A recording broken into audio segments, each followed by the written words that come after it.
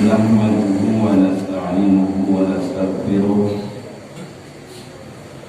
ونعوذ بالله من شرور أنفسنا ومن سيئات أعمالنا من يهده الله فلا مضل له ومن يضلل فلا هادي له أشهد أن لا إله إلا الله وحده لا شريك له وأشهد أن محمدا عبده ورسوله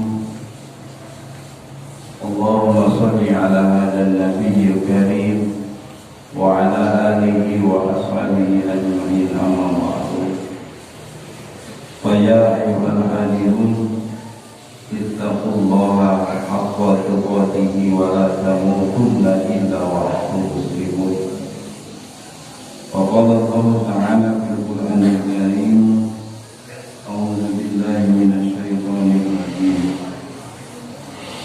كتب عليكم القتال وهو كره لكم وعسى أن تكرهوا شيئا وهو خير لكم وعسى أن تحبوا شيئا وهو شر لكم والله يعلم وأنتم لا تعلمون. Al-Ayat.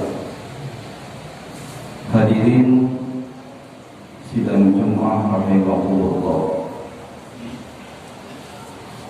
Dua hal dalam kehidupan ini yang tidak akan bisa lepas. Pertama, benci. Yang kedua, suka. Ini akan senantiasa mengiringi kehidupan kita. Diakui atau tidak, ada rasa benci dan rasa suka dalam diri kita dalam menjalani kehidupan ini. Tetapi Allah mewanti-wanti kepada kita agar berhati-hati dengan apa yang kita sukai dan apa yang kita benci. Al-Baqarah ayat 216 jelas kepada kita menjelaskan wa asa an takrahu syai'an, dan boleh jadi engkau benci terhadap sesuatu wa huwa khairul lakum, padahal itu baik bagi kamu. Wa asa an tuhibbu syai'an, dan boleh jadi engkau menyukai sesuatu wa huwa syarrul lakum, padahal dia jelek bagi kalian. Ayat ini tegas kepada kita, mewanti-wanti agar kita bisa mengolah diri, agar tidak terjebak dengan apa yang kita sukai dan apa yang kita benci. Karena kita tidak tahu ujungnya, akibat dari yang kita sukai dan akibat yang kita benci. Ujung ayat Allah menjelaskan wallahu ya'lamu wa antum la ta'lamun, dan Allah yang lebih tahu sedangkan engkau tidak mengetahui tentang perkara yang engkau sukai dan engkau benci. Jelas kita lemah, kita tidak tahu ujungnya yang kita sukai ini apakah baik atau buruk, dan apa yang kita benci itu apakah baik atau buruk ujungnya. Karena Allah yang lebih tahu. Tugas kita adalah berhati-hati, mencari ilmu agar yang kita sukai menjadi baik dan yang kita benci juga jadi baik. Hadirin sidang Jumat rahimahullah, ada dua hal yang kita benci di muka bumi ini, yang ditentukan oleh Nabi kita Nabi Muhammad SAW. Diakui atau tidak, dipuji atau tidak, kita benci akan dua hal ini. Bagaimana hadis dari Mahmud bin Nabi yang diriwayatkan oleh Imam Ahmad. Isnani yakrahuhuma ibnu Adam. Ada dua hal yang dibenci oleh manusia.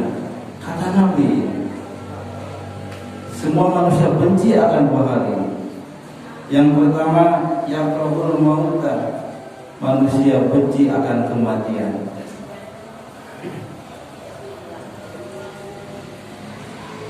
Tidak usah kita pungkiri, kita semua benci akan kematian. Segala cara, upaya kita lakukan untuk memperpanjang umur kita, walaupun sudah ditentukan oleh Allah umur kita. Segala cara dan upaya kita lakukan agar kita tetap bisa hidup selama mungkin di muka bumi ini. Dalam hati kecil kita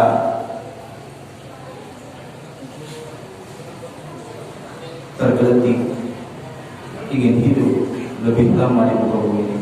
Kalau bisa 1000 tahun di muka bumi. Ini rasa takut akan kematian menghantui setiap orang.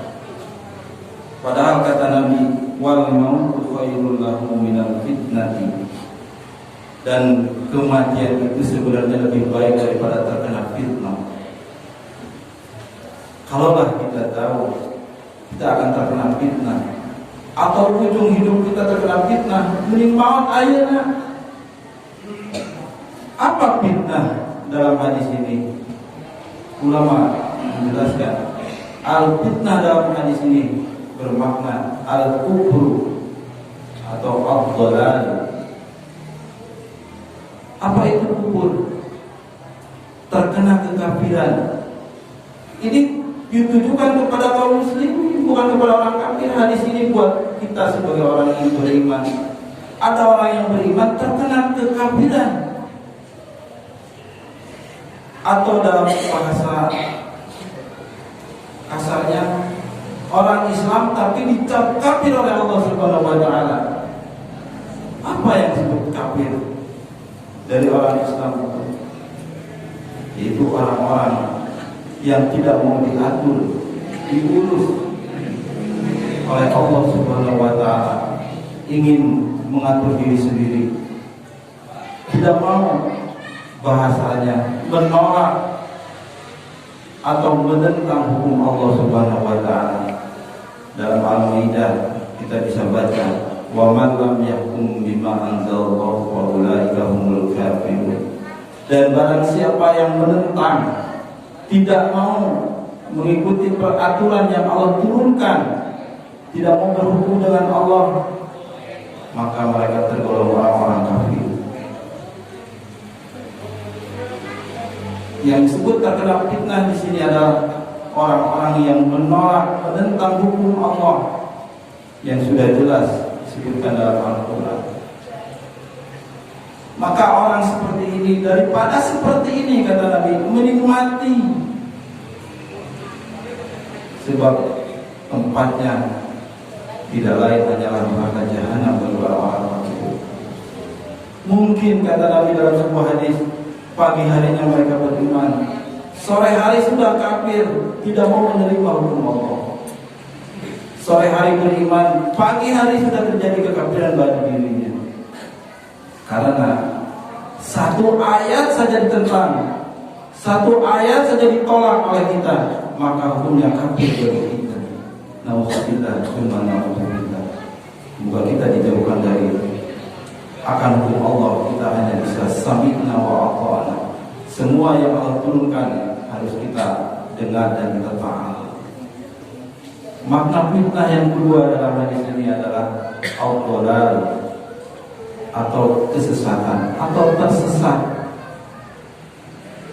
Pernah kita lihat orang yang tersesat, atau kita merasakan diri tersesat di sebuah tempat?